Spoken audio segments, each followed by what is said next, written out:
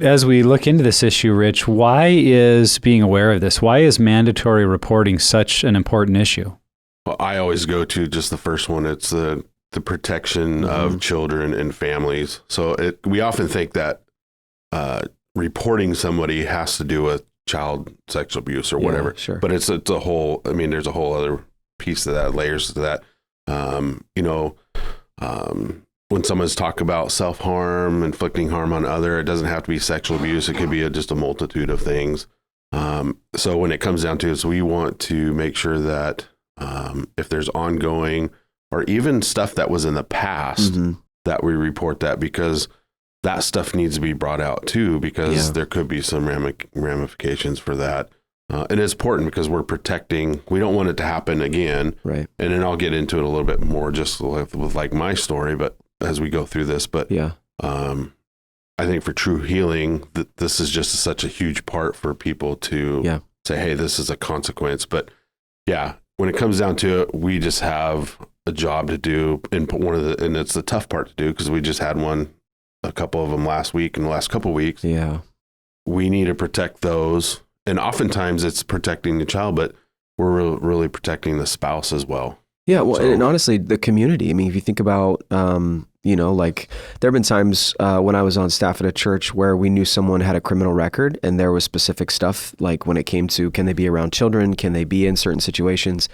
And so having those kind of conversations and knowing what is a reporting issue and knowing the information you need to have on mandatory reporting protects your entire community. It's not just because, the kids are obviously very, very important, especially the families and the spouses for sure.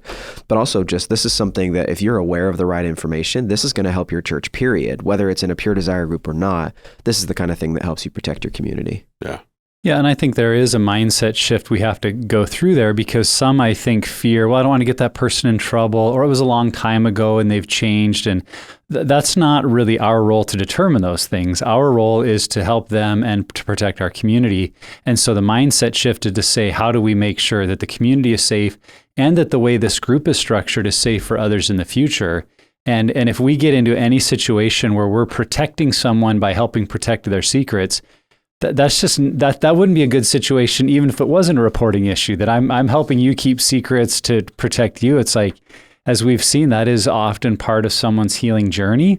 And even if they say, oh, well, I would never do that again. Well, as we all know, when we're stuck in these kind of behaviors or have this history, there's also a level of denial, rationalization, minimization, and of course, we're going to say, oh, I would never do that again, because we all believe that about all of our negative behaviors. And so even if someone is saying, oh, it's not something I would ever do again, it's like, well, the reality is it's part of your story. And if you haven't faced it, you're going to need to. And now that I have this information, I'm going to have to make sure you face it, or I'll have to do something because of just all the other ramifications of it. So I think when we change the way we think about it, we can see that, oh, this is just a way of being responsible to keep people safe, and not, am I ratting someone out for their past behaviors? Yeah, because it can actually come back on the leader or the church if a leader doesn't make a report and it's a reportable issue, and then something happens, and then the individual says, well, I told my group leader, and then now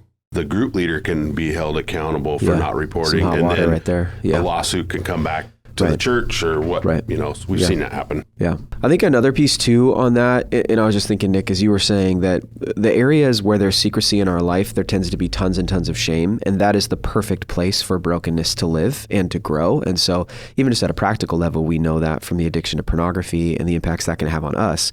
And so even more so when it comes to something like this, that maybe it is a one-time situation, but the secrecy is definitely not a healthy spot for that person to keep that piece of their story.